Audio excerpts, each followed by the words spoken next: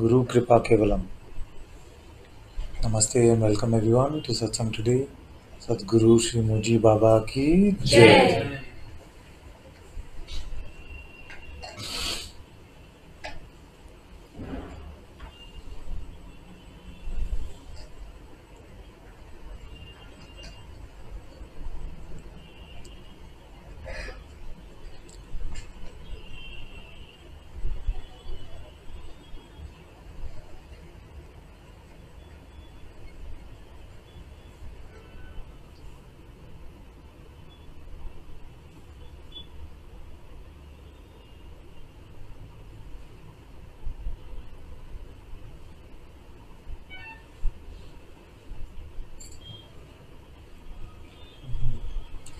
So what should we do?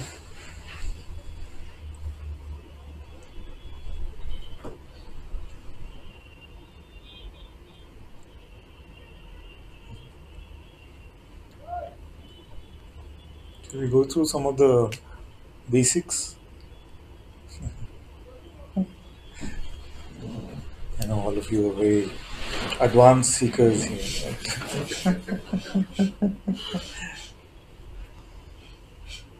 Indulge me for a few minutes, then we see.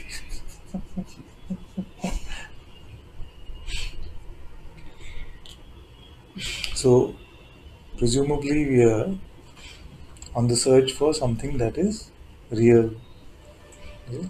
In search for reality, search of truth, reality, God, freedom. Let's use these terms synonymously. Okay? And if you're not here for that, then I'm wondering why you're here. Is it? Is it? So, presumably, it is just to come to this recognition of the self, truth, reality, freedom, moksha, whatever you call it. Now, the sages have presented to us many clues. You see? And most of those clues are about where it is not, isn't it? So, what do they say? It is not in something that changes or comes and goes. Is it? It is not in something that changes or comes and goes. These are used provisionally, okay? Don't take them too seriously, they're just pointers. So, so that is, say, that is the first clue, that it does not change and it does not come and go. So, what all is gone because of this clue? We'll go slowly. So, is it? We'll go slowly. So, first thing, let's say perception. Is it? What is perceived, at least the object of perception. Is it? Now, is there an object of perception which comes and stays permanently?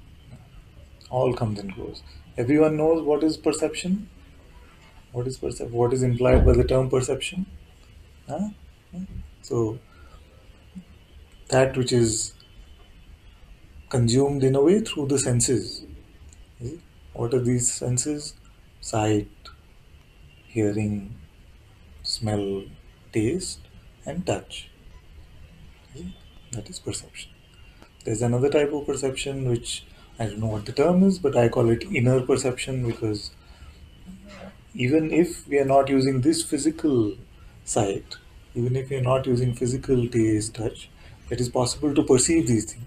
You see? If I say, what is the taste of an orange? You see? You can perceive it, isn't it? Even though you're not tasting it with this tongue. You see? You can still perceive the taste, the tanginess of an orange. You see? Or the sweetness of honey. You see? The sourness of a lemon. You can still taste. Say, see if you can bring your attention to the image of a tree. You can still perceive a tree.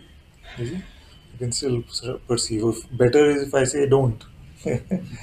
Don't think of a tree. You see? Then you still perceive a tree. You see? That is the nature of the mind. So this perception is also perception.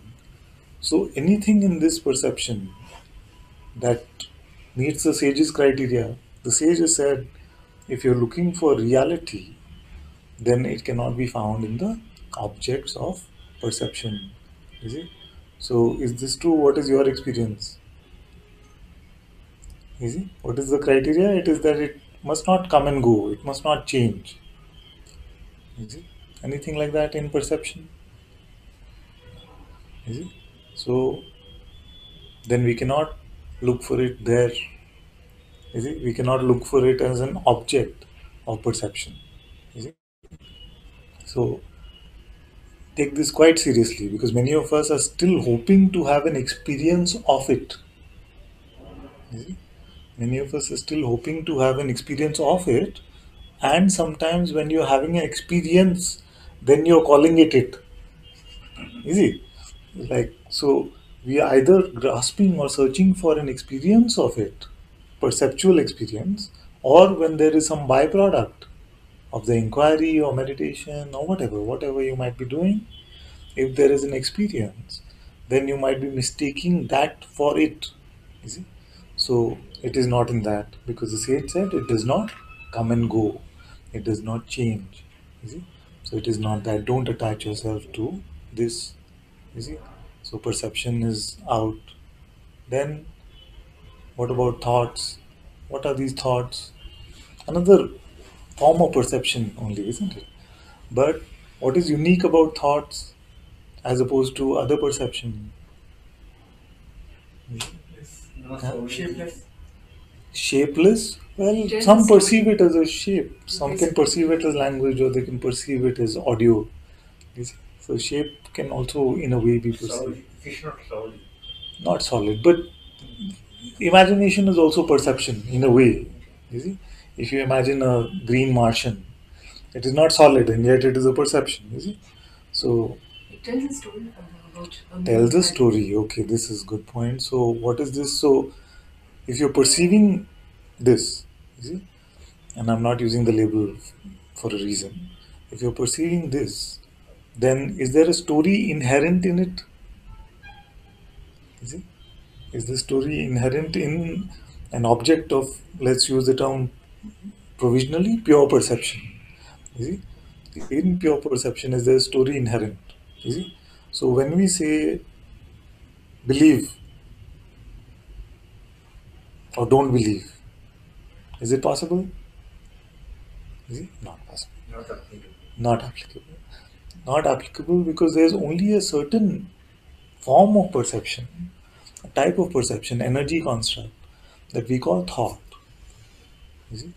That we call thought, which carries this story or message, you see, interpretation, subtitles of the movie. You see? So this, you see, how is that perceived? And each of you may perceive it differently. You see, when you perceive a thought, you see, you say, I say to you, wait for the next thought to arise and tell me what it is saying. You see? Now, it might seem very floaty, and yet you can see the arising of it and you can report what it is saying. You see? Or you might seem to hear it. I'm not saying, when I'm saying see, I'm using the term broadly. You see? So, if you refer to this energy construct of thoughts, you see, can it represent something which is without qualities, that which does not come and go? You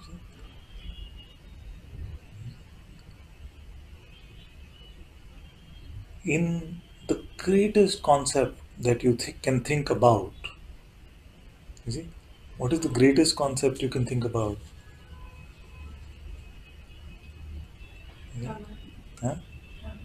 Brahman, you see, Brahman, absolute. What else? The self, God, pure consciousness. You see? Okay. Concepts, you see, all these. What else? You see? Emptiness, you see? Vibration, primordial. You see? Huh? Primordial. You see? So this is the greatest concept. Then what is the smallest concept?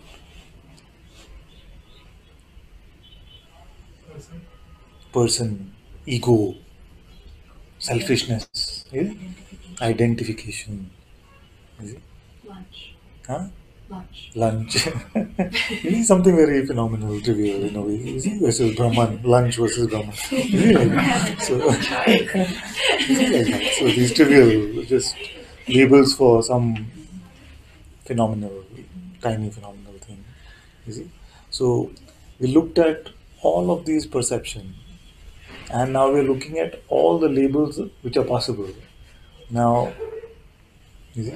Now when we say even Brahman, you'll notice that the mind tries to paint a picture of it, paint a visual of it, to say that yes, I know what he's talking about. You see? Or if you say lunch, then the mind can give you a banana, the mind can give you a picture of it. You see? Now, all of these labels are something which are for things that you can visualize or represent. You see?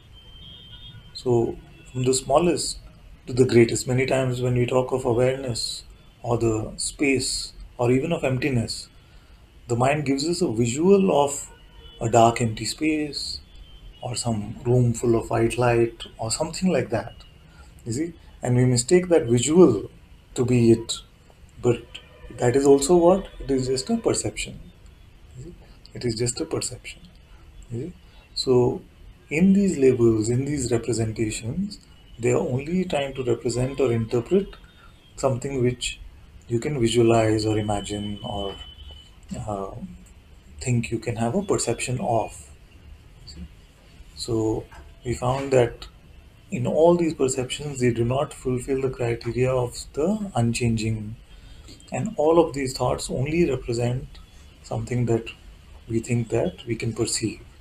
And even if the thought is saying that that which cannot be perceived, you see, even if the thought is saying that, okay, the thought is of that which cannot be perceived, actually it is still using a perception as the reference. You see? Still using the perception as a reference.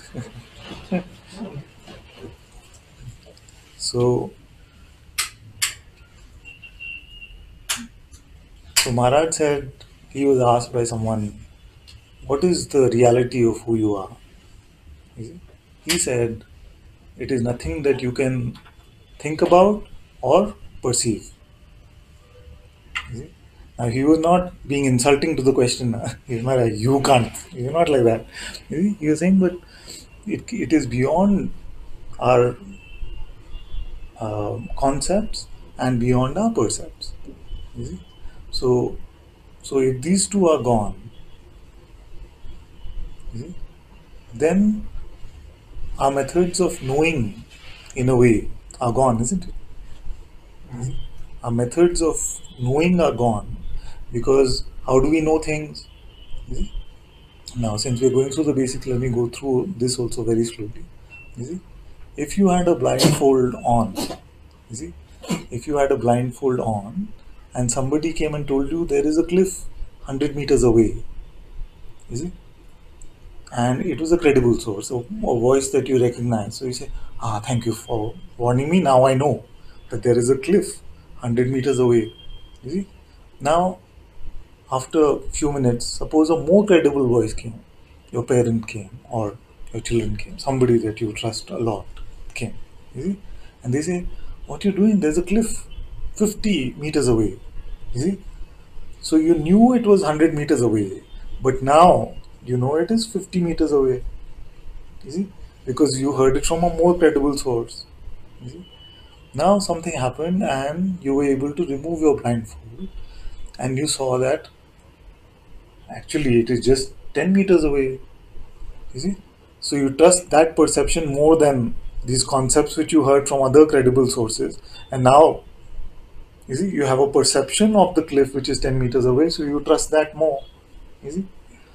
So when the sage is saying that it is not possible to know the truth through these concepts that you have heard, you see, even though they might be from outside or they might be from this mind, you see, it is not to be captured in a concept or it cannot be an object of your perception, you see. So if it cannot be based on what you hear about it or what you perceive it to be, you see, then these two methods of knowing are gone. Then what is left? The one who perceives. The one who perceives it, how is that to be known? It's known by itself. As what? It cannot be seen. Okay, so slowly we'll go. So, even the sages said, find the one that witnesses. You see, that is another clue which you share, is another clue. So, what are the clues we've looked at so far? It does not change and it does not come and go. Another clue is it is that which itself witnesses everything. You see, it is the primal witnessing itself. You see, so this is the second clue. So, and what if we investigate it? Can you find it as something that you see, hear, taste, touch, smell? No. Can you find it as a concept? Is it? No. Is it? So, if we are looking for the self, is it? We are here for Atma Jnana, self knowledge. Is it? Then how is this type of knowledge to be gained? In fact, this is the first verse in a way of the Ashtavakra Gita, where King Janaka asks his master, how do I get true knowledge, liberation? You see? So, because it's a conundrum, no? If you apply the filters that the sages have provided, then to know this seems impossible because my means of knowing are my concepts and my percepts. Now we can't apply those. You see? So then what is left is Yes. So, with this understanding, can we investigate the pointer itself that you say um, uh, that which the thing which cannot come and go yes. cannot be true Huh? and stays Yeah. always is true. So we use that as a point. Yes. Can we experientially understand that oh yes, it is true? Yes, It because goes and goes. we are in the beginning when we start looking, we have to rely on someone, and presumably we rely on those who have found this that we are looking for. You see, so we follow only is if you're going to Spain, you see, and you're looking for travel advice, then you will ask somebody who's been there, isn't it? In the same way, hopefully. You see? So, in the same way, when we are looking for self knowledge or the truth or freedom, then we ask those who have presumably been there or at least have the claim that I have been there. You see? So, you see? So, what do we refer to then? We refer to the scriptures, the holy texts, the masters, all of these, which are the seemingly credible sources. You see? So, then they are saying, find that which does not come and go. You see? Now, before you start saying, but why should I look for that which does not come and go? You see? Explore whether it is worthwhile or not. You see? Because actually you are the one who went looking anyway. You see? Nobody came to you and said, but find that does not come and go. You said, I want to find the truth, I want to find freedom or liberation. You see? So when you found what you feel is a credible source, then first investigate whether their advice actually takes you to it. You see, before then saying, "Why should I follow your advice?" You see, because then you see, because you are the one who came. You see? So, so look at the efficacy of the advice first, and if it doesn't work, you see, then you can say, but I've tried. You see, I tried to look for that which does not come and go, but your advice doesn't work. You see, that is a different conversation. So, because you said we are looking for the experience of that, so that is what we must then look for. But now the trouble is that what we have called our experience in the past has been again our perceptions and our concepts. You see? So, if it is not in these, then what else do we have left? So we said we did a neti neti and said this is gone, this is gone. Now what is left?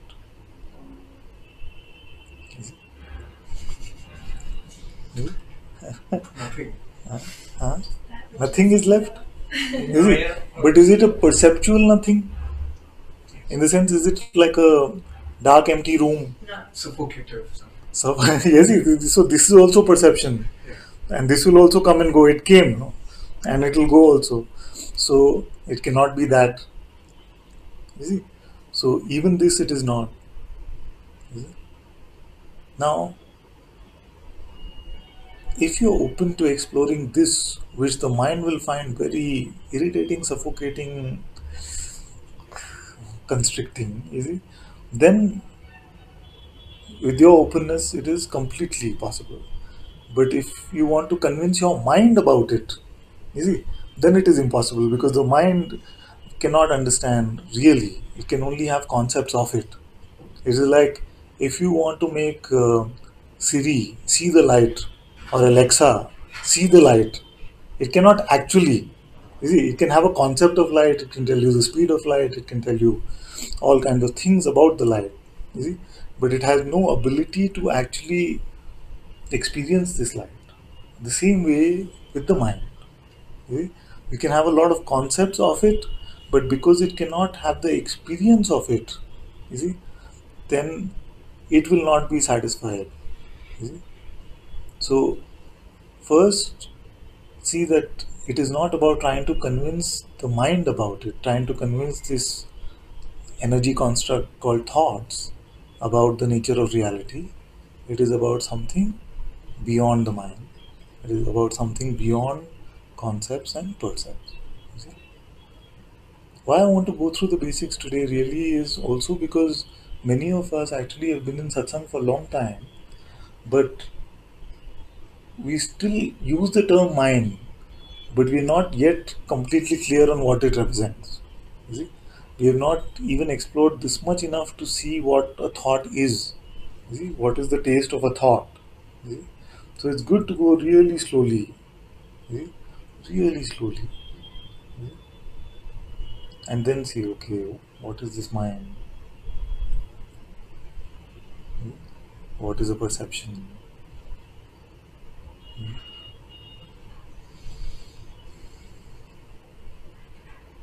And if anyone feels that they're not clear about it yet, I'm happy to take as many days as needed to really go through this. You see? Because the rest of it actually is easy. It may seem like before we get to the good stuff, about awareness and consciousness, all of that, let's jump to that. That stuff is pretty easy. If it becomes clear to you what perception is being represented by what we're using the term mind for, you see, then truth is not difficult. You see? But if it is not clear yet, you see, so I say, if I say to you, keep the mind aside for a moment and see what actually is, and we still refer to the mind and say, okay, what do you think about what actually is? You see, then the conversation can seem to go on for years and years and years. You see? But if you have a sense of what is being said, you see, because it is a habit, you see, the mind is a habit. So don't go to the mind for answers about this truth which is being shared in satsang. Even when you hear something like this, what is your response? It's like a release. Yeah, easy release. But many times, what you could still be doing is, he said, don't go to the mind. What do you think about that? Yeah, because our mind will only give us nonsense. Like this kind of stuff, we still go to the mind because we feel like that is the only option that we have for any knowledge. You see, for any knowledge, we feel like that is the option that we have. You see, or we expecting to find a perceptual experience. You see, an experience which will be some chakra or some shining light or something, or at least some. You see, so if you don't go to those, what happens? If you don't go to this construct called thought, and you don't bother about any perception, now what is here?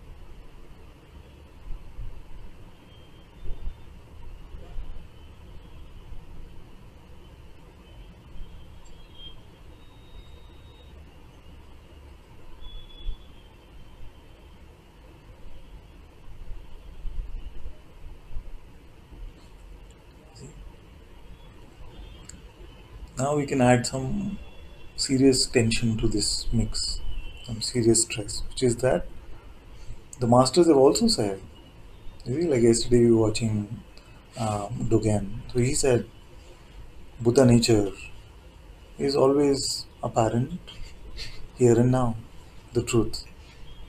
You see? Now we said, okay, can't find it in perception, can't find it in concept, but it is also said that the truth is just apparent.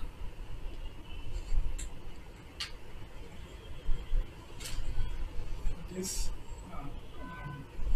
but mind comes up with witness. Don't bother with what the mind is saying, exactly what I'm saying. You see? Don't bother with that one. So witness can't be denied, it's there. Okay, is it still mind or? Whatever, it is there. Okay, look again. Okay, look at fresh. You see? Don't go to what the thought is saying. Let the thoughts come and go. Not repressing anything. You see? Don't go to what any perception is. You see? Now the sages have made this provocation or invitation saying, here the truth is completely apparent to you.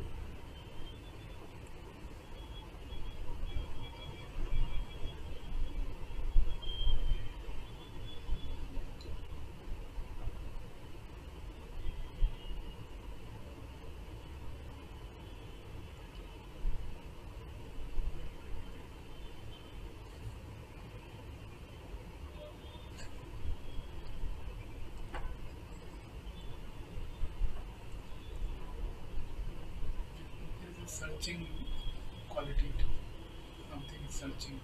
That's how you are aware of the searching.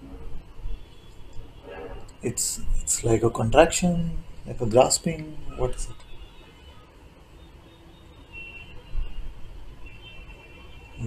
Is it an object of perception, or you have a concept of it, or it is perceived and then on top you have a concept, a subtitle of it. You see? So whatever that is, leave that also alone.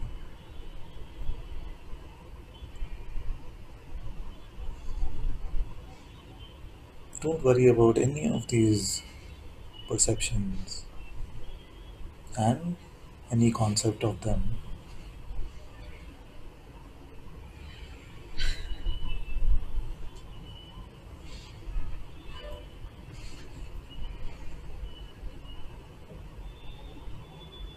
What is apparent to you, that is not a concept and it is not a perception.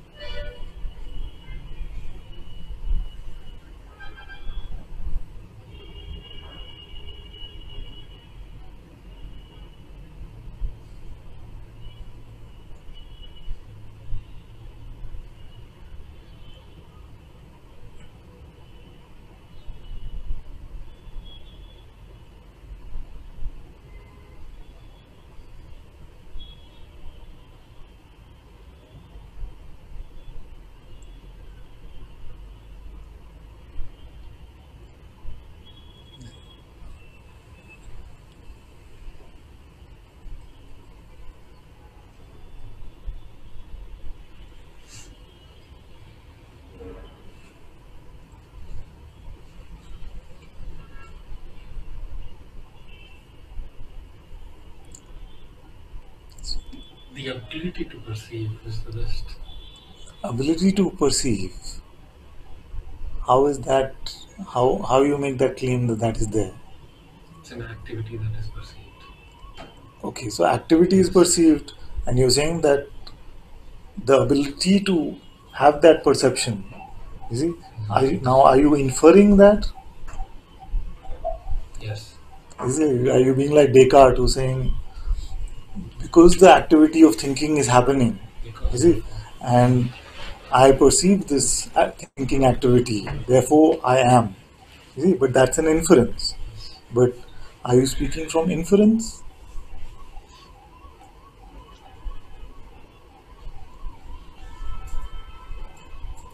I don't understand the question.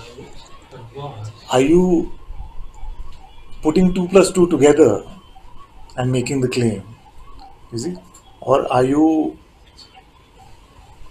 accessing another type of knowledge in a way which shows you that this witnessing is there. Yes. Yes. What you just described, which is that I'm conscious of the witnessing, but that would imply I'm conscious of an activity of witnessing, which is why I chose. Now, don't imply anything. You see, Okay. let's stay with what is uh, apparent. So you say, let's say it simply. Are you saying witnessing is apparent? Yes. Yes. Okay. So witnessing is apparent. What are you calling witnessing? Okay. Let me simplify. Can you come Closer closer to the mic? to the mic. No, it's not about the. There's something wrong with our audio.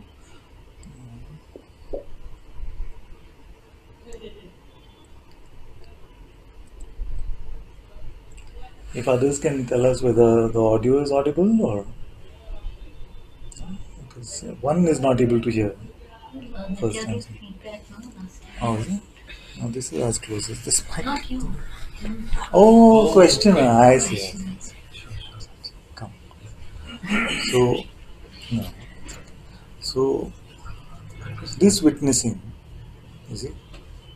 is it an object of perception? I was going to take an example. So, same example I always take. Is it? This, you say there is a blue coaster on the couch, yellow coaster on the couch. Sure. Is it? Is it? Because it is perceived. Yes. Is it? You say there is a witnessing because The activity of sight, making meaning of calling it a yellow coaster. no. So, okay, let's look again. Is there a yellow coaster on the couch? Yes. Yes. Why you say that? Because I perceive it. You perceive it. You see? So, now you say there is a witnessing, Yes. you see, which I can confirm is apparent. You see?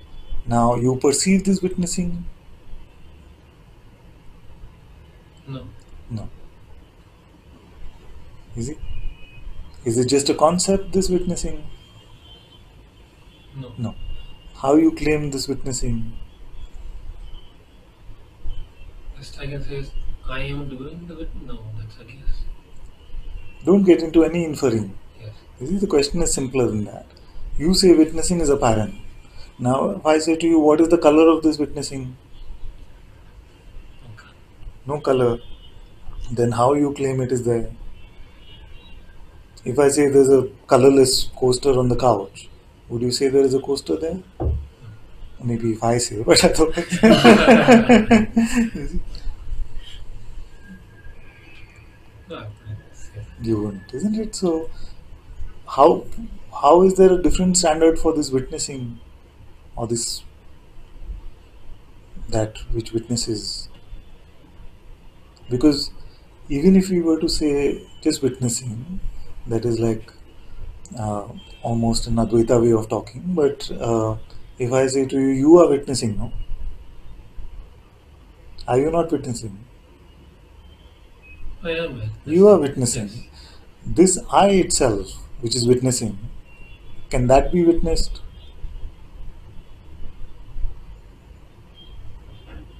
No. Then how you make the claim that it is I? For yellow coaster, witness, perceived. You make the claim there is yellow coaster. This I that witnesses, you see, which witnesses these sensations that we call the body. These various bodies have been experienced, various states, waking state, dream state, sleep state, other states, you see, all experienced. You see? Now you say, I witnessed all of this, but this I itself, what is your experience of that?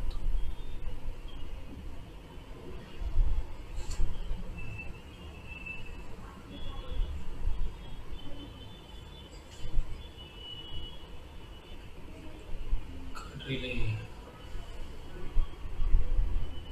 Every time an idea of it comes up, it can't place Can't an idea of place.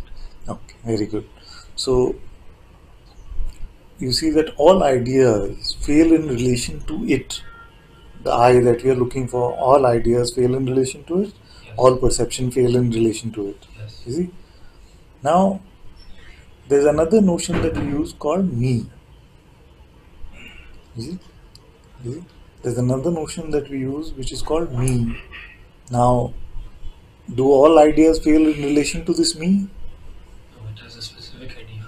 It has specific ideas which are called beliefs. You see? So, this me is made up of beliefs. But when we actually look, we found that this I, the only I which I can claim with any truth value, you see, does not uh, conform to any ideas. You see, does not conform to any ideas. You see, but what I claim about myself is full of ideas. The me is full of ideas. You see, so what is true? The me which is full of ideas, you see, or this I to which no idea seems to reach.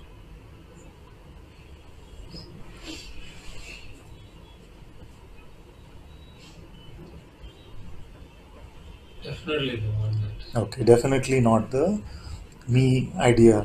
You see? Now, but all ideas only claim to be about this me. No idea reaches this I. You see?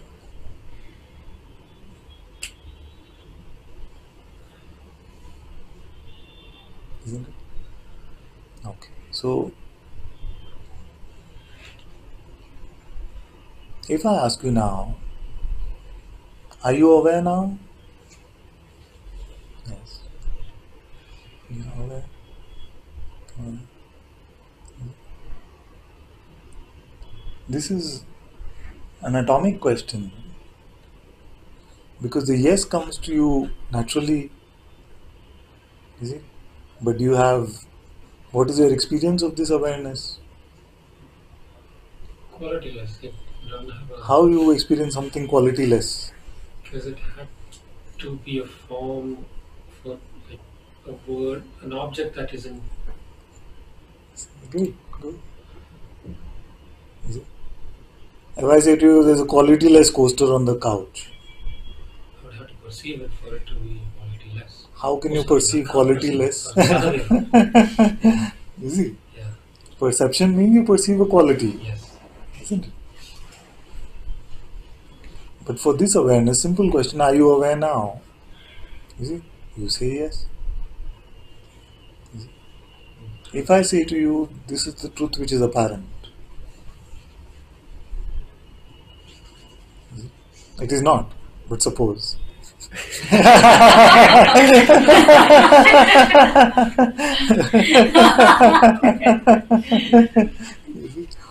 Suppose it is apparent but without a perception of it. Would it pass this test or fail? I'm confused. That I am aware, you see, you have no perception of this awareness, you see, and yet it is apparent that you are, Yes. isn't it? Anything else you can say in the same way? That you have no perception or concept of it, yet it is apparent that it is. Only we can say is, I am aware that I am aware. Yes, but are you inferring that? Or are you, No. is this I am aware. apparent? Spontaneously we are telling that. Spontaneously? Spontaneously. Yeah. So, then who is aware means, I am aware that I am aware. I am sure of it. You are certain, Yeah. you see, Yeah. and yet you have no taste of awareness. No taste. No taste. Yeah. You see? Without anything, objective or anything. Yes. Perception, concepts, nothing Exactly. like that. But still, I am sure that I am aware. Yes. You see? Now, this I that is aware, Yeah. is there I which is separate from aware? Yes. No suppression is seen. You see, because when you say I am aware, you see, Only when you put into words, there seems to be a separation. so for them to be separate means one of them has to have a quality. For Yeah. everybody with me so far? Try to follow. Yeah. Don't think about your question. Just follow for a moment what is being said. You see? So we say I am aware. We already explored this awareness and we said there is no concept of it. I'm not just regurgitating learned knowledge. I'm saying, you asked, are you aware now? You said yes. I said yes. Because not that I saw it, and I'm not answering from something that is learned knowledge, something fresh. Said yes. You see? And it is apparent. You see? Now, now we are digging further into that. And we're saying, you said, I am aware. We saw, we saw that for awareness, there is no quality. You see? Now, for there to be two, I and awareness, only a quality can distinguish, isn't it? Yeah. So when we say I am aware, what separates the two? Is it? There is no form or quality. No form or quality. Yeah. And separation is possible without Only form or with quality. form and quality. Only with form and quality. All concepts. Or concept. Yeah. Precisely, very good. Yeah. So therefore when we say I am aware, it's just like saying aware is aware. Yes. You see, or whatever is whatever. You see, so basically no separation, isn't it? Because there is no qualitative distinction to be found. Nothing is. You see that this thing. So this I, you see, do you find any separation from this awareness?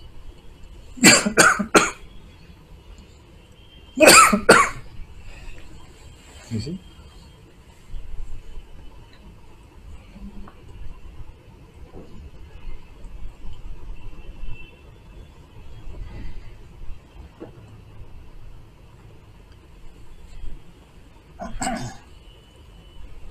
you see, you find none.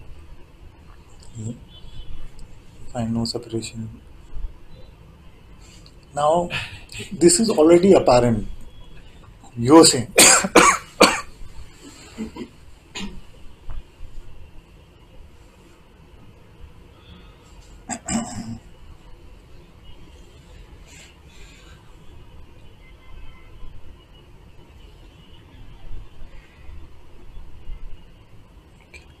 Any of this that we've discussed so far is just concept that you heard from me, or you followed along so far? You had a question, say? You said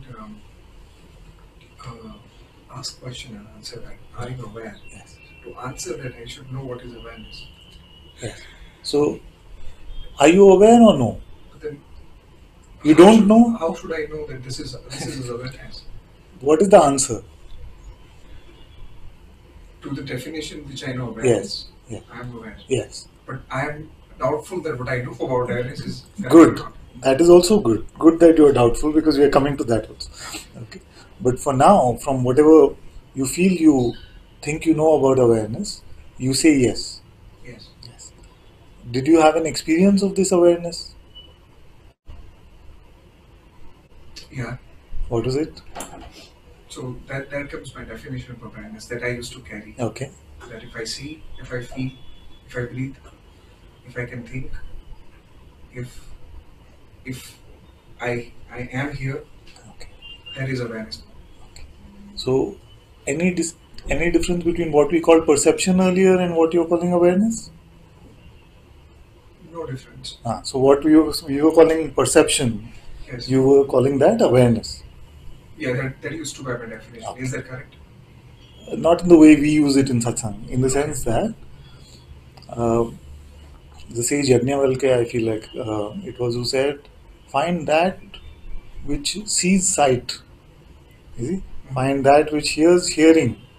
You see? So, in a way, it is that which is aware that there is sight. Is it? A little bit slow. Yeah, okay. So, eyes open, sight is there. Eyes closed, still sight is there, but the objects of sight are not there, isn't it? So that which is aware that sight is there, is that sight? No, that's not sight. That's not sight, because it is also aware of sound, hearing. Oh, dear. Come. You see? It's also aware of taste. You see? So this is what we call awareness. That which is aware of sight, aware of hearing, aware of taste. Now, this awareness, you see, does it itself have an attribute or quality? No. You see? And yet, are you aware?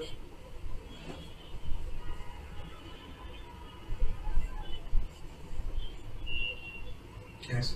There's only one yes possible to this question, even inferentially, because even if you were to say no, you see, what you would actually be saying is that I am aware that I am not aware. You see, so that question cannot be answered with a no, even with inferences. That's why I only ask you, don't infer it and say yes from what you think you know. You see, from your checking, you see, you say yes. You see. Now, this that you checked on, you say it does not have a color, shape, size, you see, and yet you affirm its reality, not deny. Is it not? See, for everything else, when we don't find color, shape, size, age, then we deny its reality.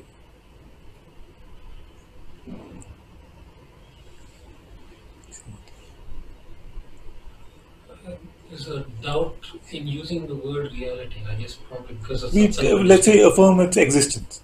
Oh, yes. We affirm its existence. For now, we'll use the term existence, but existence can also be confusing. It's just language is very tough here because language is designed for phenomenal. Yes. You see, it is not designed for this. And yet, to point to that, what do we have? The tool we seem to have is language. Of course, presence does most of it, but in this play of sharing verbally, you see, we use only language. So,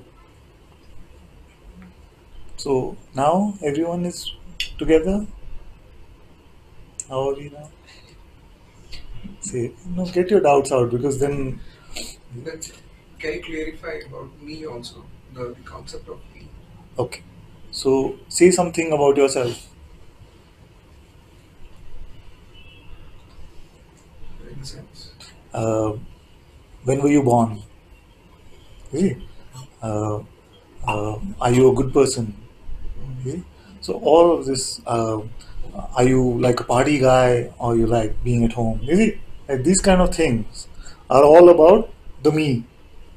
I'm very honest, I am spiritual, I'm not so ambitious. You know, all of these things can be about somebody that we're referring to as a me. Now the funny thing is that even that is not perceived. You see? Even this me, nobody has ever perceived. You see, the me that has money in the bank account, that has uh, a manager at work, you see, that one is also not perceived. And yet somehow, this bundle of concepts, you see, seems to get all our allegiance. And yet this self, which is not perceived, and yet it is undeniable, you see, seems to be ignored. You see? So person not found in any way at all. You see, self not found perceptually or conceptually, but not missed, cannot be denied. You see? Cannot be what? Cannot be denied. Denied. You see, are you witnessing your own sight, your own perception? See, of course you are. You see, so so it is undeniable. But this person, which we have no real evidence of except this circumstantial evidence, you see, that seems to get all our allegiance. You see? So, so when we spoke of thought, it is thought which is referring to you as this limited entity. You see? So that is what we call the me, the notion of the limited self, the ego, you see, which is not real, but it can seem like it is the center of the story. You see, the hero of our story is a me, you see, which nobody has ever met actually.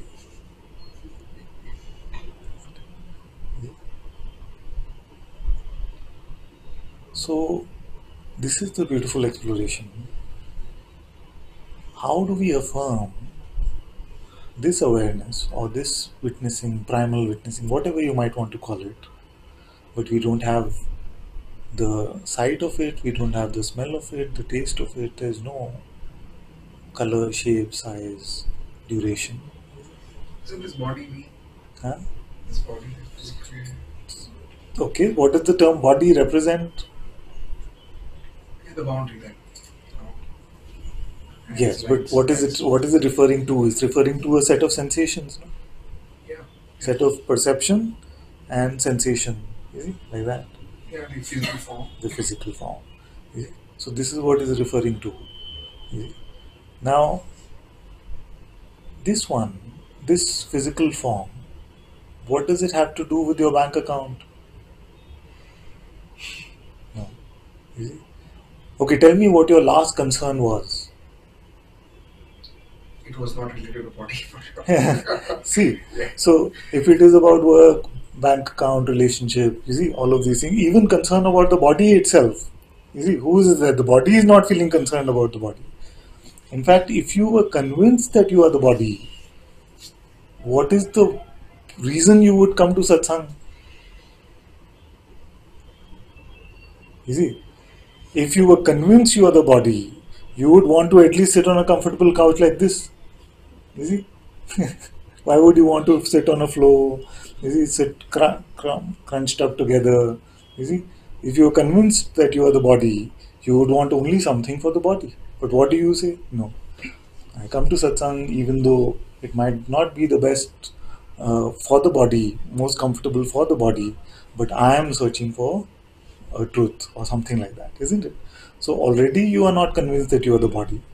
You see, I cannot have a satsang conversation with somebody who's convinced that they are the body because they won't come. You see, because what is here for the body for them to come? No, I was getting it. I'm not just the body, Huh. but I am part of that. No denying that. You see, I am just saying that we spend a great percentage of our time considering ourselves to be the body. You see, now this is neglect, this is unfair. So if you say body is part of me, how much time do you spend with the other part?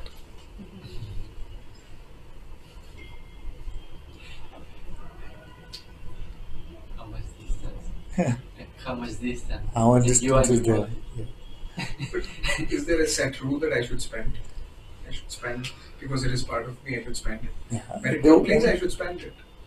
So the only rule is that if you spend all your time considering yourself to be the body, you are bound to suffer. You see? And if you're okay with that, then everything is okay. You see?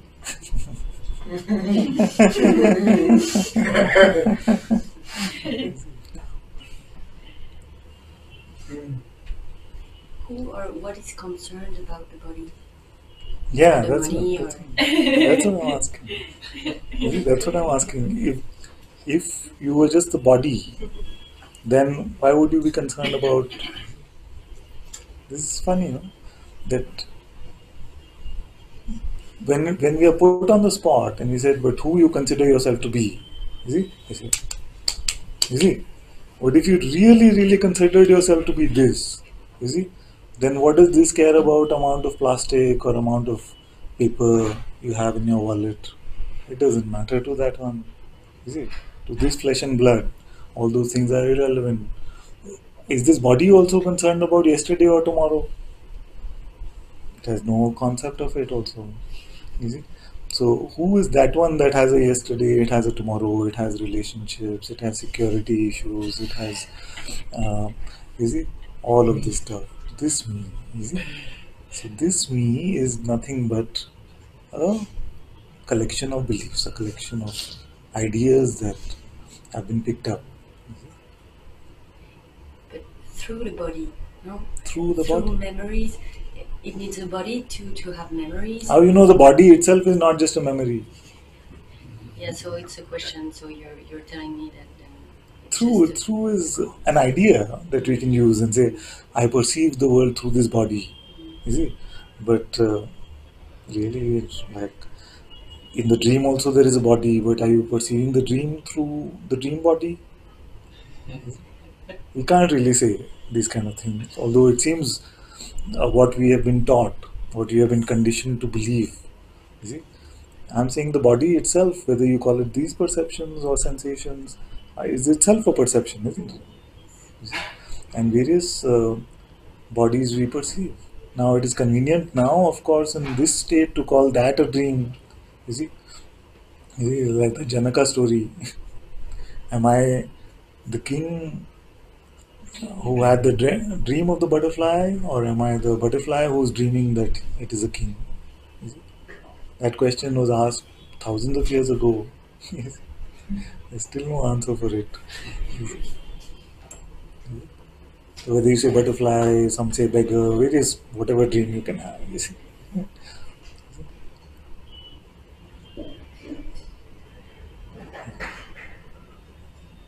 So the end of suffering is to come to that which is the unchanging self, because that should be fairly obvious by now.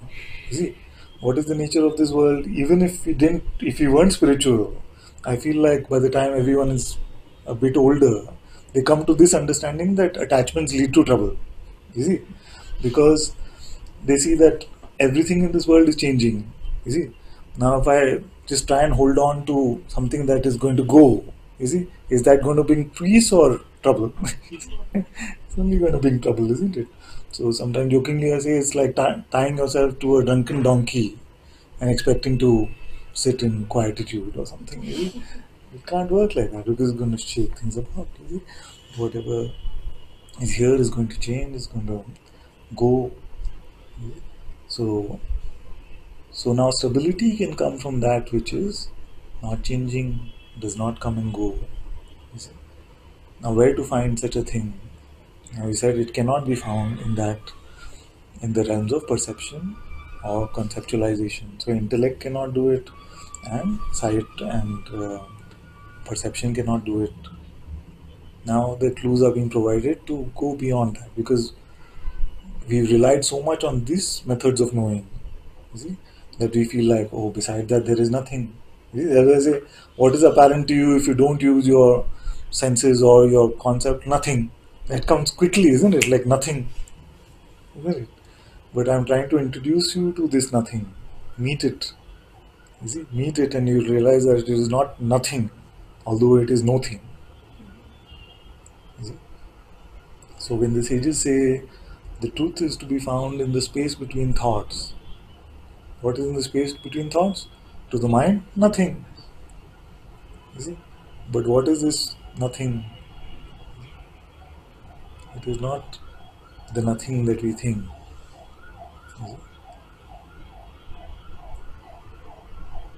In fact, this part of satsang to the mind is no fun because to the mind, nothing is the worst insult. You see? Like, if somebody comes and says, you are nothing, don't you know who I am? You see? If somebody treats you like nothing, it's the worst. You see? So we don't really enjoy that. You see? We want to claim, but I am this, I have done this, I have had this award and this experience and this. You see? So to be thought of as nothing is the worst nightmare for the mind. You see? So here it starts to resist. You see? You see? But I want to be something. I thought I was coming to be a very special, enlightened one, and you're making nothing out of me. You see? So, you see? And we have very fancy ideas about spirituality is the last rung of the ladder. You see, after you've evolved through all the rest, even in spiritual text itself, it is written like after you had some 84 lakh 840,000 or 8,400,000 lives, you see, then you will come to this life searching for the truth of what you are. This kind of thing, you see. But we can doubt that notion very much, you see, because maybe this is just kindergarten for this world. This is the preparatory, you can't really play with because the ones who come to satsang usually suffer much more from the world than those who are just normally living in the world. So, I'm not saying it is so, but I'm just about, oh, we are at the top rung of, oh, they are only after money and, material things. We are after God. You see, this kind of specialness. When you come to satsang and you're like, but you can't even find yourself. You see, what will you become? You will find that you are nothing. You see, but I came here to become a special cat. You see, I wanted freedom so I could be a cat with a halo. You see, and now he's saying there is no cat, and I'm looking also, I'm not finding the cat, so it's not helping me at all. And whatever certainties I had, even those are being taken away from me. You see, so these are the frustrations that come. You see, so and in that phase, then satsang does not feel like it is fun. And whether we use like big words for it and call it the dark night of the soul or whatever we call it, it is only resistance is the me. You see? All our glorified version of this me and all of this getting in the way. You see? So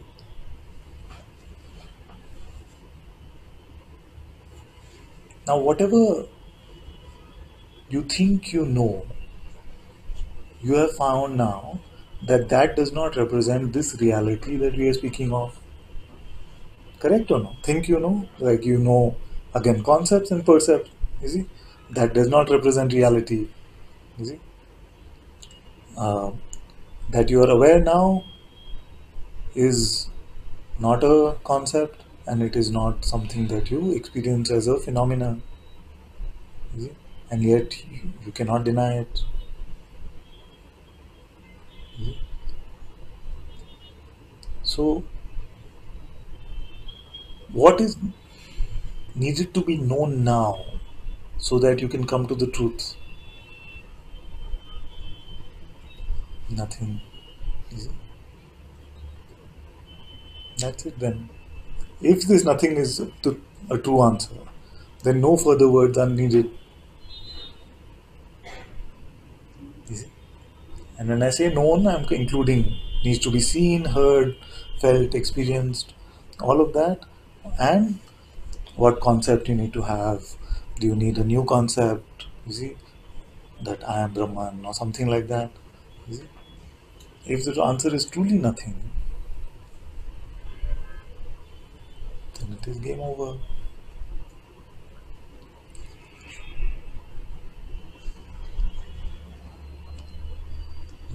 If you did not have this need to know, need to figure it out, need to conclude, even to conclude that it is done, you see, even this like, oh, now I can truly give myself certificate, I am done, you see, but in that itself, you see, in that conclusion making, we make a limited version of ourselves because who is done? You see, who are we talking about? God? Awareness? Who are we talking about? Who is done? You see? You see? So of course, joyfully, playfully, of course, we can share like that. But the point is that we sometimes take those certificates and claims also very seriously. You see? Now, that also becomes a representation of the me itself. You see, that is called the spiritual ego. So the masters you will find are very, very hardcore and they see signs of it because if it is allowed to develop, then you are going to stop listening very soon. You see, if the spiritual ego is allowed to develop, then you will become so full of your spiritual identity so soon that your ears will be full of wax. You see, you will not hear anything in satsang. You will say, I am so grateful to Ananta, he brought me to this, but I feel like I'm done. Is it like that? You see?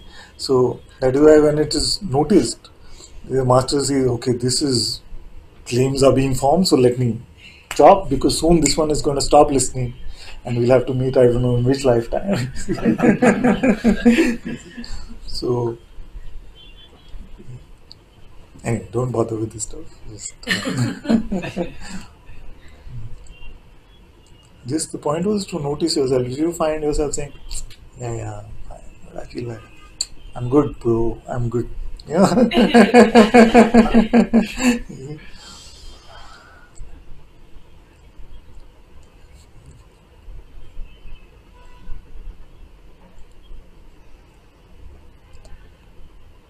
So what needs to be known now to confirm the truth?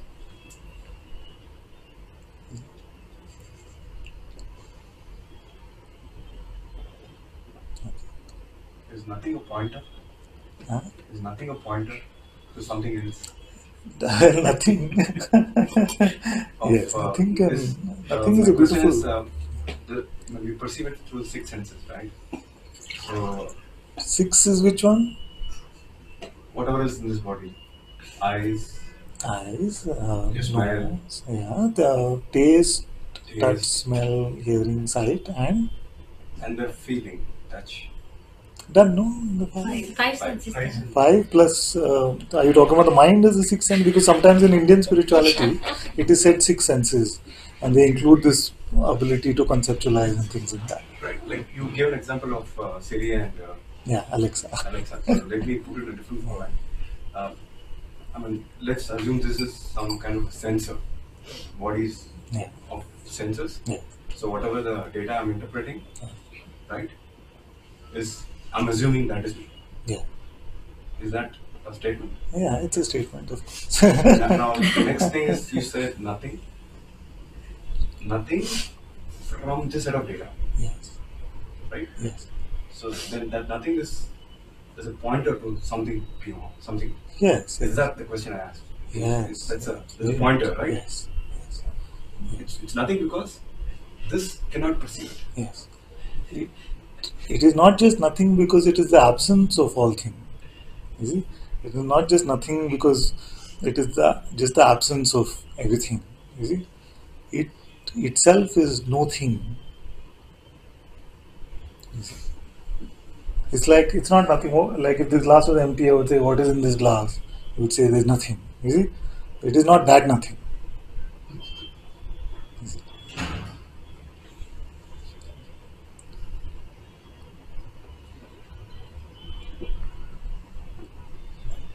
Because if it is that nothing, we wouldn't call it the absolute, Brahman, the self. I just empty the glass. Okay, got it, Brahman.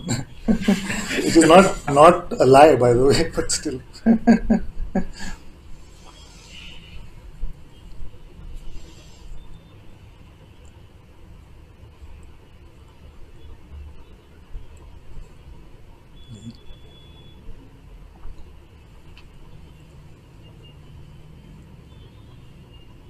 So, what is to be known now, and how it is to be known?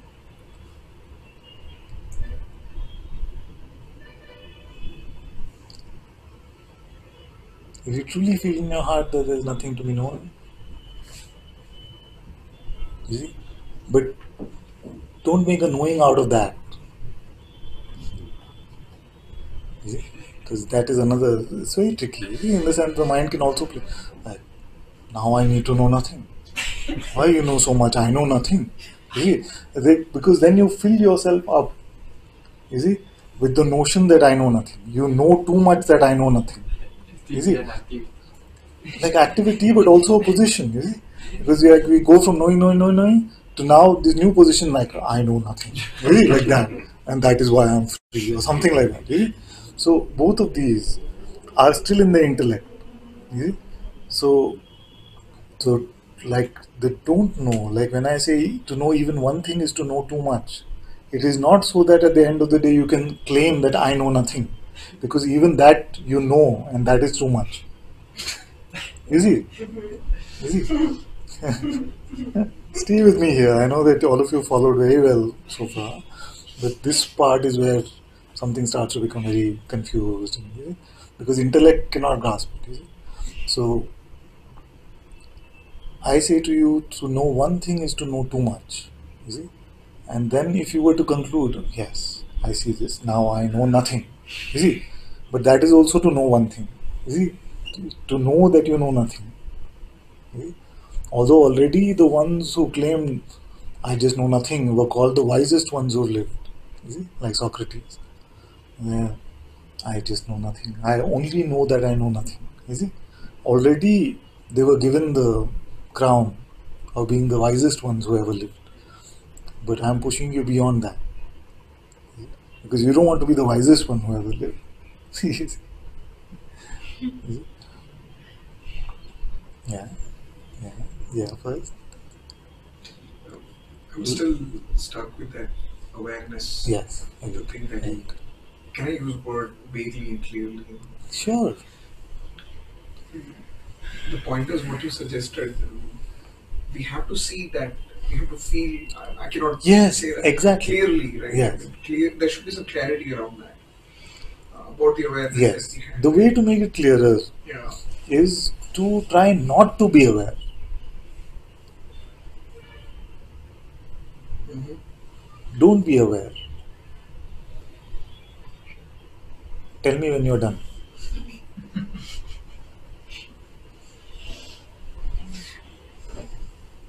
The problem with me is the awareness comes as a blob to me. I want to chop it down and understand what really is.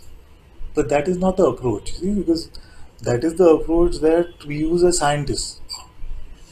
You see, the approach which is being suggested is that if everything appears as a blob, find out who witnesses that blob. Mm.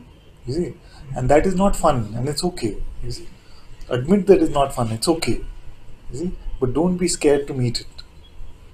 Mm. You see? So don't fall for the same trick. You see, now you say that it. I'm not able to dissect it, but it is not dissectable. You see, it is not dissectable. Find out what witnesses this. Even the need to dissect. What is aware of that? You see, and you will not see it as a perception, and you will not. Even if you get the greatest concept of it, the truth is not in that. So awareness that you say is somebody's existence. No. Awareness for me is something off. So it's if I'm aware of you, that means I can you Okay. exist. Okay. Right? So Without awareness let's use the same line. right? You are aware of your existence. Yes. Yes. That which is aware of your existence. What can you say about that?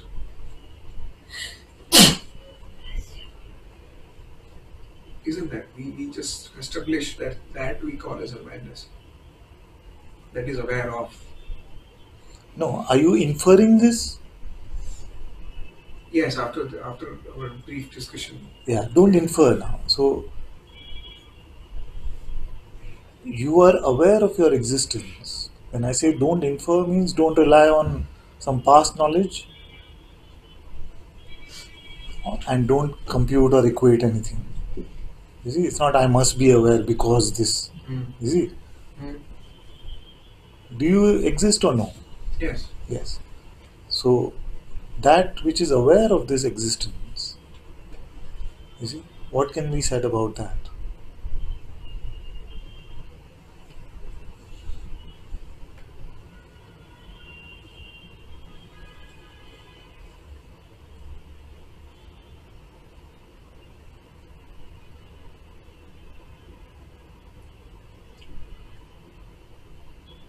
Can't be said anything. It is. It is isness itself. You see?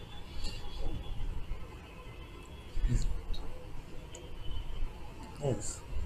Anything can't be said, but unlike a 20 color rainbow, you say, I can't say anything about it because I have never perceived it. You see, you cannot deny it, isn't it? That is the beauty of it. that although you have no perception of it, you cannot but affirm it. You see?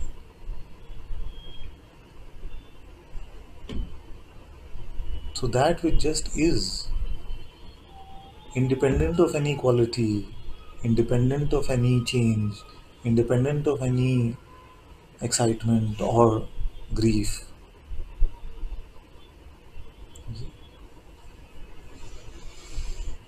That is what satsang is pointing to.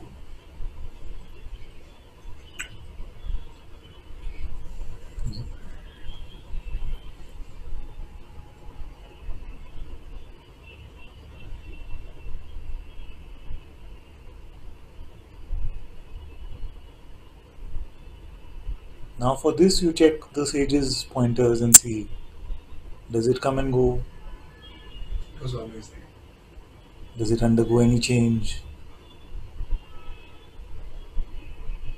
Does it witness all perception and all objects of perception?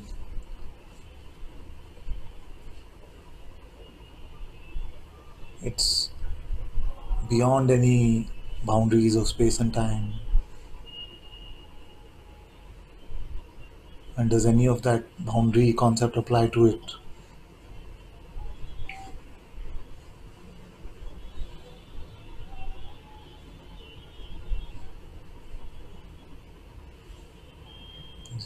Like, what is its location? What is its age?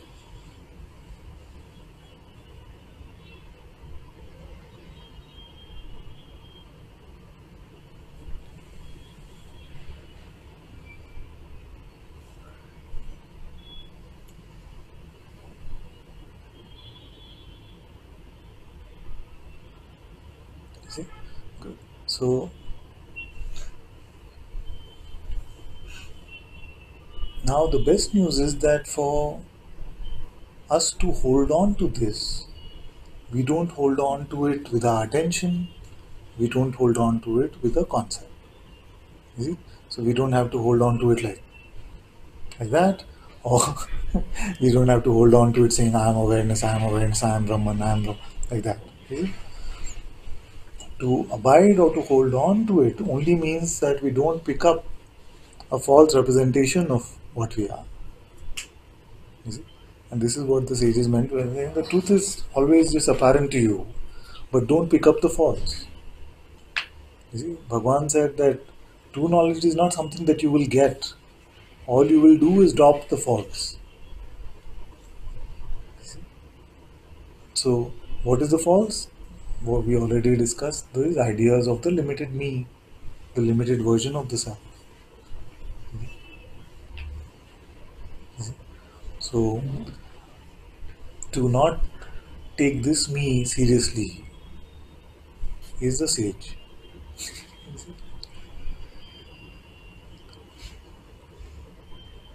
That's all. And to take the me seriously is the sufferer. The distance between the two is this thought. That's it. In this moment, you are a sage. So you start now as a sage. Now, how you want to play? You see, you have the voice coming.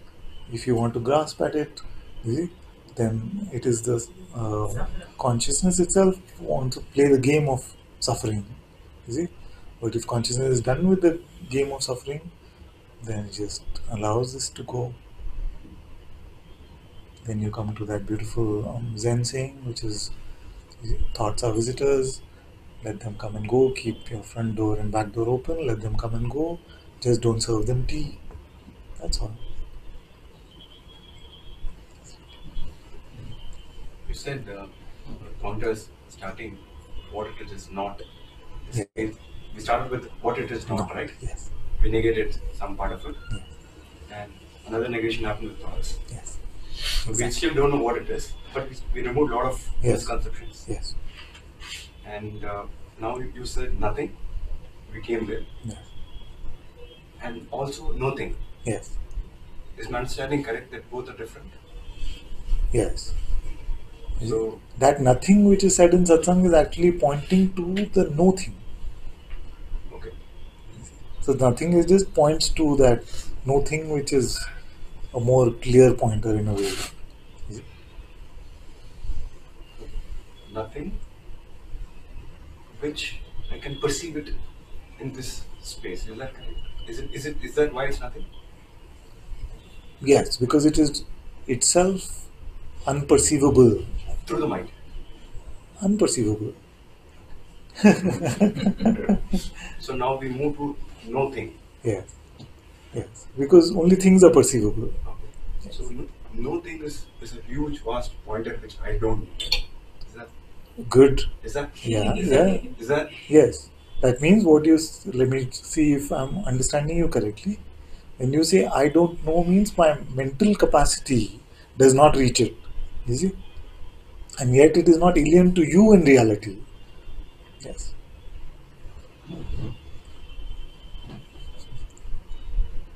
Yes. Is it okay if I just like share something that Yeah. it feels relevant to the point that you were just making course. before? Um,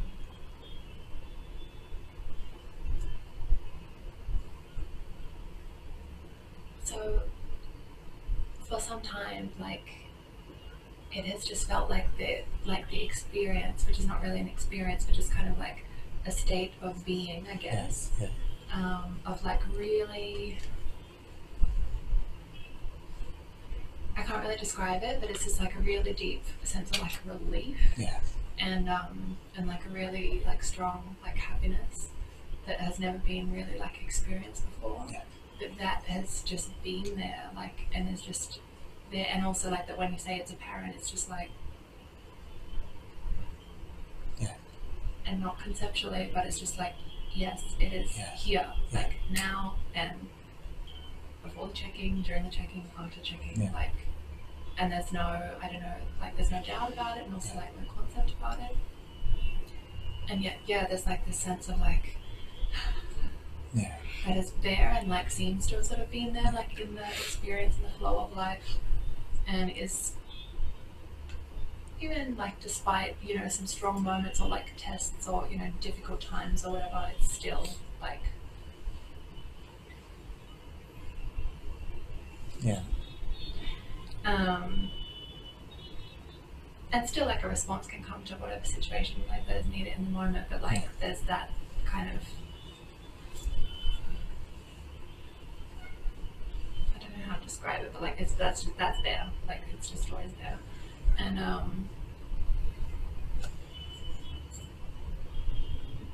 then since coming to India, like and being in Satsang last week,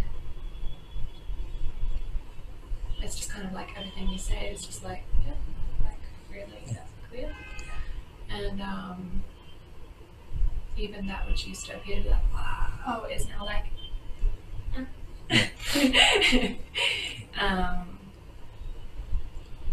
yeah, and so then like something kind of seemed to happen when I went to do that it had never really come up before, but just to kind of, and also like I don't really know why I'm here, like I don't really have, there's nothing that I'm like hoping to gain from this or anything. I just like, I don't know, it just seems kind of to be happening. But then so when I was in Turu, like sort of the reflection started like, oh, like, but when do you then know like that the time has come, you know, like is it still necessary to go to satsang? Because it also doesn't feel like a rejection of satsang, like I don't need to go to satsang anymore. But it also just like this kind of like satisfaction of feeling like it's enough, like, and then like as I was going up the mountain one morning, something kind of like strange started to be experienced, and it was like just suddenly like, you know, became aware that there was like this sort of feeling of like uncomfortableness, and that is now quite like a foreign kind of feel, that sort of like I don't know how to describe it, but like that kind of feeling like that something's not right or that there's a problem. So that is usually like totally absent.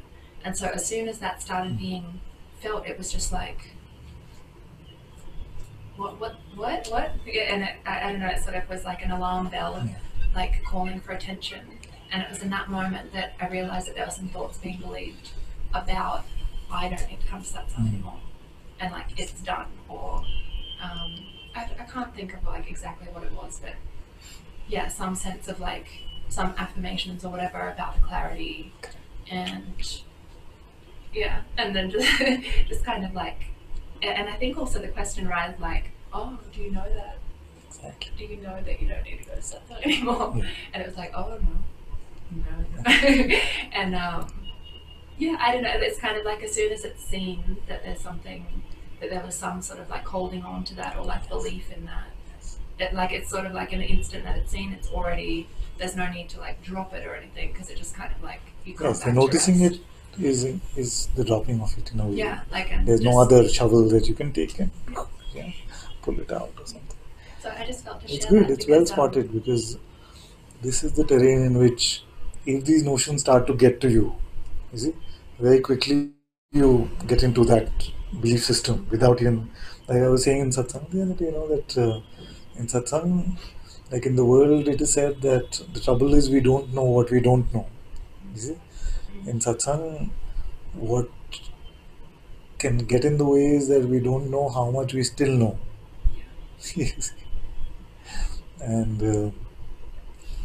and funny thing is that today is exactly 10 years since I sat on the hot seat with Guruji, and exactly 10 years today, and I'm still finding out every day how much I still think I know. So that is some sort of benchmark. You see? So in a way, Guruji says this in a different way. He says fresh insight every day. You can never really say, is it like this something? So this is very well spotted. I'm happy that you spotted it, and you see, otherwise it can become such a potent position that we take, and we don't even realize it's a position because all Advaita is backing it up. You see, it's like and whatever also we that- learnt in and satsang. like true listening is not happening, because Yeah. then it's just like Yeah. instead of Exactly. yeah. Like, So yeah, when we come from that position, it is just like we come for confirmation of what we think already we know. You see, it's like yeah, and something comes out of left field, like I feel he's a bit out of whack there. It's just like, because we become so certain about ourselves in a way, you see, that we start saying, you see, something like that can be. So that openness then becomes like the enlightened position. Okay? So like that. So that's why the Zen masters also have this very beautiful term called the beginner's mind. You see? So it's a return to a beginner's mind, not to an accomplished mind, you see? Not to an accomplished something. So we just become innocent like children. You see? Just not this, not that, not that. it just kind of felt like, it was just seen really clearly, like, why there's no need to make like any kind of conclusions. Yes, You don't exactly. need to know like what is going to happen or how it's going to be. And why, especially, you see, this why is like the idea that we know why for anything itself is fraud. You see, And yet I still feel like during satsang there's like sort of it's like a resonance or like a confirmation, but in the next instant it's also gone. It's not like you're not building a house on it. You see, you're not building a house on it. It's just like something resonates in the heart with it, and but doesn't lead to any claim of something. You see, it's just like that. So, you see.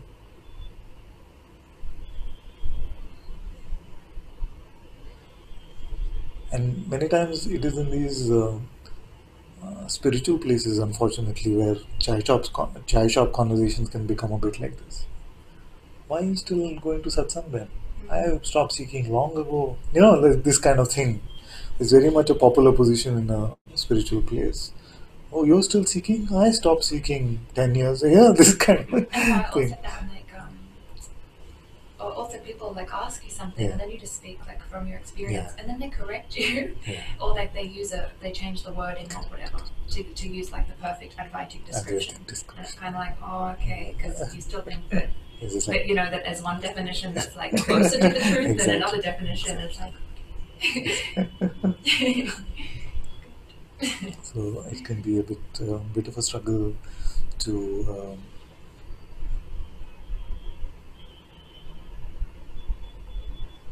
like the why question is like the most astounding. Like, what is why?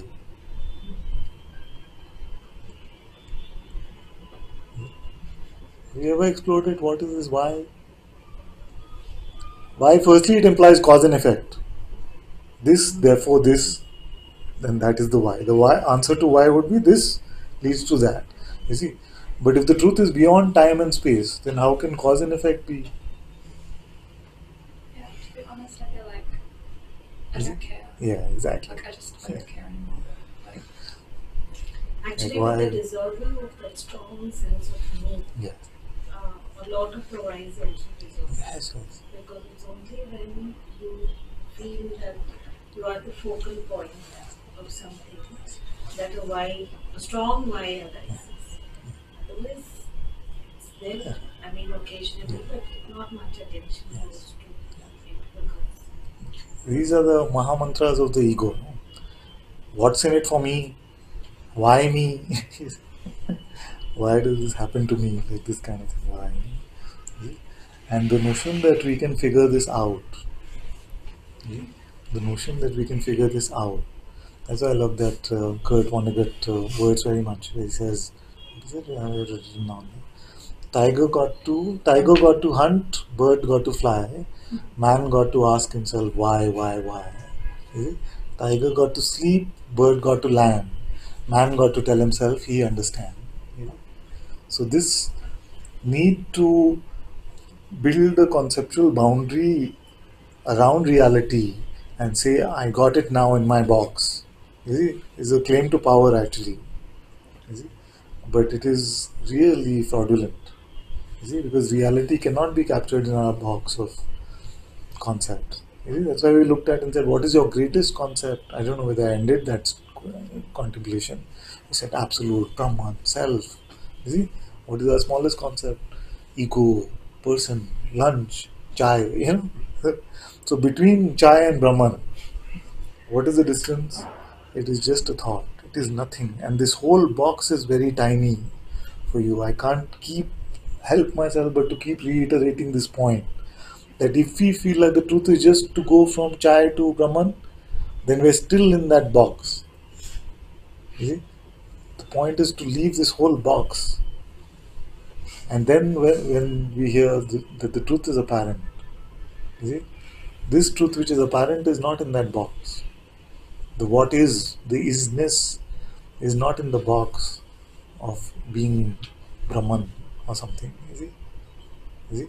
You might, for communication purposes, then call it Brahman. You see? But if you're still from that, in the box of opposites, in the box of intellect, then the intellect will promise many things, but it is still like a juvenile claim to power, you see. That I understand. What do we actually understand? What understanding is there really? You just like feel like uh, we can add up 2 plus 2, therefore we know something. You see? But nobody really can say this, therefore that. This kind of inductive reasoning is very popular, but the claims we end up making are all ephemeral. All ephemeral. How long are they going to last? Which of this knowledge will we take when this body goes? In fact, which of this knowledge will you take into your sleep state tonight? You could have solved, you see, quantum theory or something. You see? You could have come up with a better version of the theory of relativity. But you go into sleep state, will you know what it is? You see? So this ephemeral knowledge is not the center of your reality. It is part of your worldly play, which is okay. As far as the worldly play is concerned, I have no trouble with any of that. I'm just saying that don't consider it to be the ultimate truth. 2 plus 2 can be 4, that's fine. But if you consider it to be something which is beyond your, you see, life and death and waking and sleep, if you consider it to be like an unchanging reality, then know that you can just as easily wake up in a state where 2 plus 2 is not 4. I know it sounds crazy to you right now because our intellect box only is designed like that.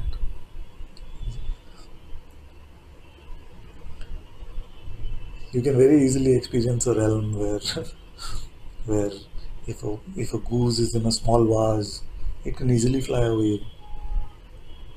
And the question, how will you make it escape, will not make sense. Just like in this realm, it doesn't make sense that how can it escape. I know, okay, maybe I'm going too far out, you see. But the thing is that what defines all this is just a very tiny aspect of us called the intellect. Our power to reason has been given too much reality and importance. You see, we've neglected our other aspect.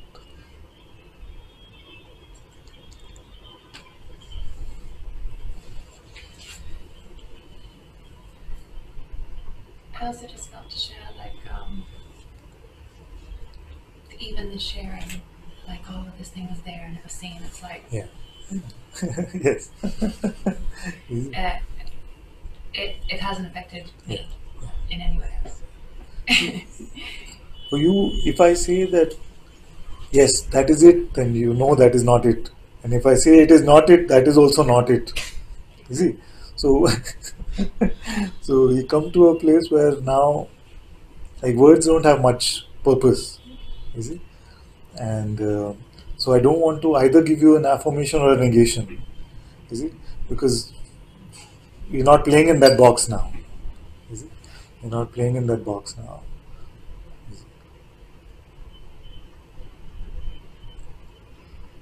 Yeah, I feel like if nothing and no one could convince me that this is not. Well, I could try. You So see? I can't say what it is, Yeah. like, to, Yeah. but You see, but if it's still subject to convince or not, you see, if it is still subject in that way, maybe you are actually implying that it is not in that box of convincing and not, maybe that's what you're actually like when trying you to say convey. it's what do you say? We can't negate it, or it's like Yeah. undeniable, like Yeah. just undeniably, you know, it can't be. Like we can't actually. There's no quality to it, Yes. and yet it's Yes. like undeniable. Yes. It's just like, and so that. Yeah.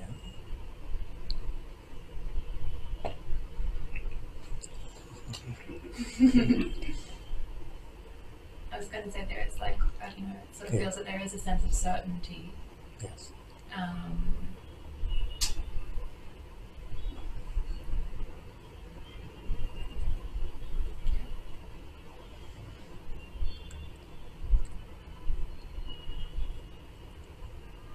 But the subject of that certainty is like, yeah, I couldn't tell you what it is.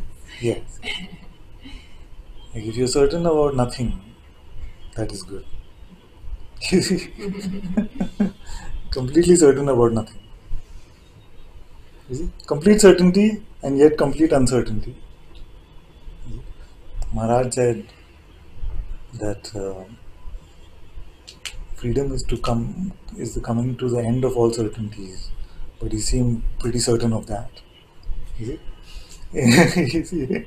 So, so, so this, what you're saying, that what you're speaking of is like a clear seeing, like a conviction born from what is just apparent. You see? You see? But don't make a certainty out of it. Yeah, like You it see? doesn't That's- even need yeah, conviction. Exactly. Actually, I just thought of a really nice example to. This is kind of like how it feels in a way. I think it's from one of Papaji's books. I think it's Wake Up and Roll, where a questioner says, "Oh, I spent some time in like Mumbai or something, and you know now I've come here." And Papaji says like, "Oh, so in Mumbai, like, did you get what you want?" And the questioner says, "I learned some things," but and Papaji says, "No, did you get what you want? Like, let me give you an example. And so I'm just like paraphrasing, but he says that, let's just say that you have been to a restaurant and you've like eaten and eaten and eaten and eaten and you're like completely full, like you're totally full, and then you walk out on the street and then a friend is passing by and says, oh hey, I'm just about to get some food, do you want to come eat?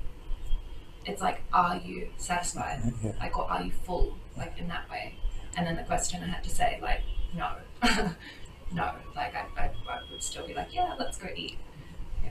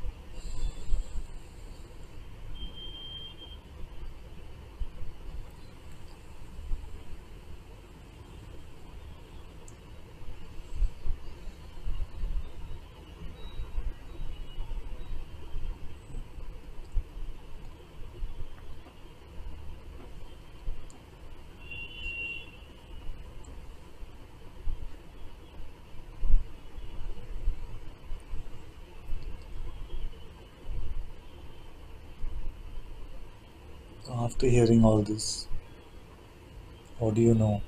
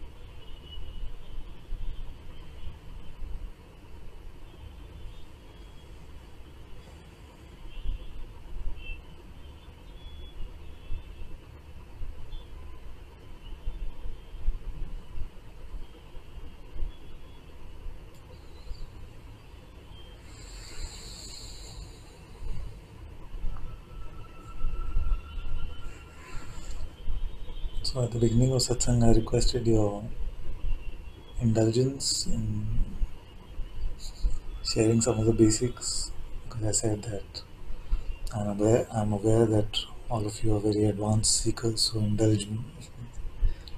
So if there has been resonance with what is being said so far, so let me speak to you now as the most advanced seekers. I just want to tell you, make no distinctions, take no positions.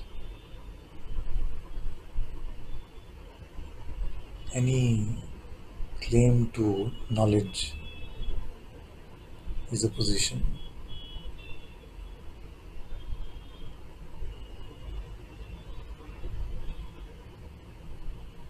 Don't even take the position that you don't know.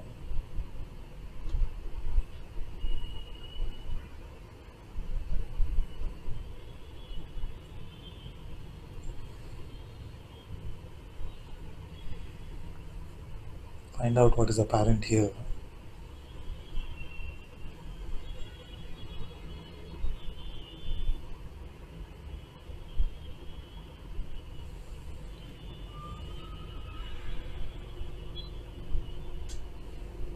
What is known when you know nothing?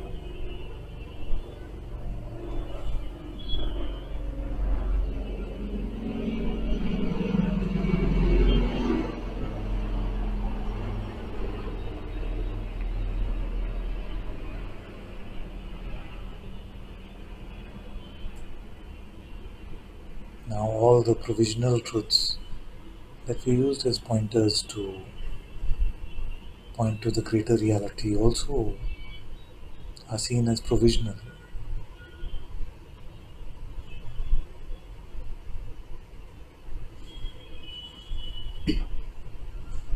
Here there is no absolute, no personal, no left, no right, no master, no disciple, no also, no yes.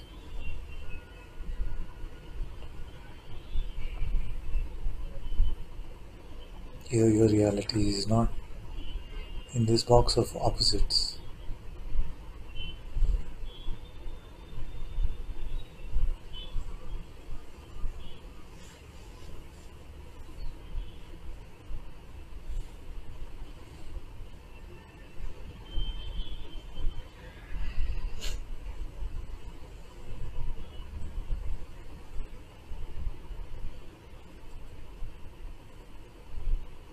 You have not found anything. You cannot lose anything.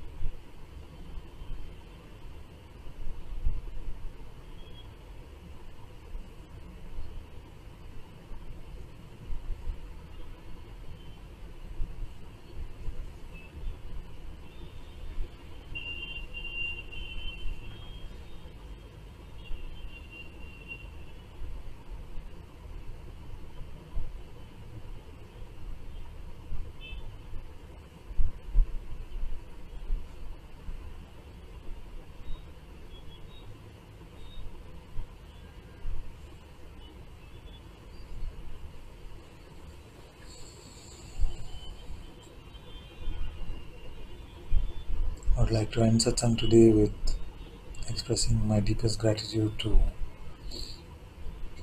my beloved Father Sadhguru Sri Moji Baba,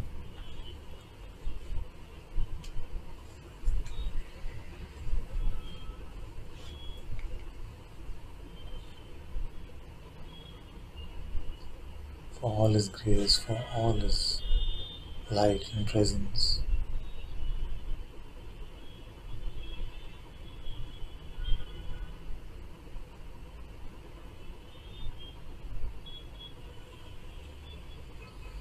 May His holy light continue to shine on all of us, and may we forever be at His lotus feet.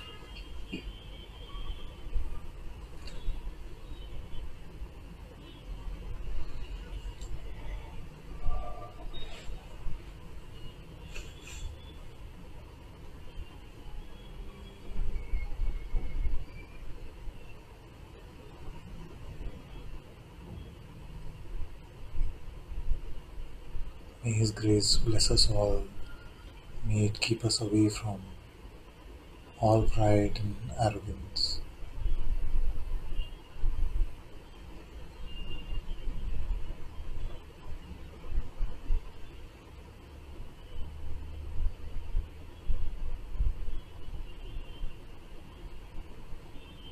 May all beings come to peace. May all beings come to this truth.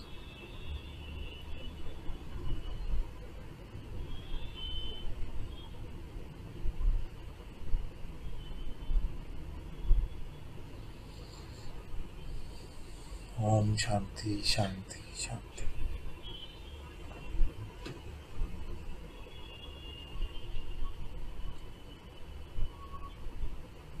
Thank you all so much for being in Satsang today.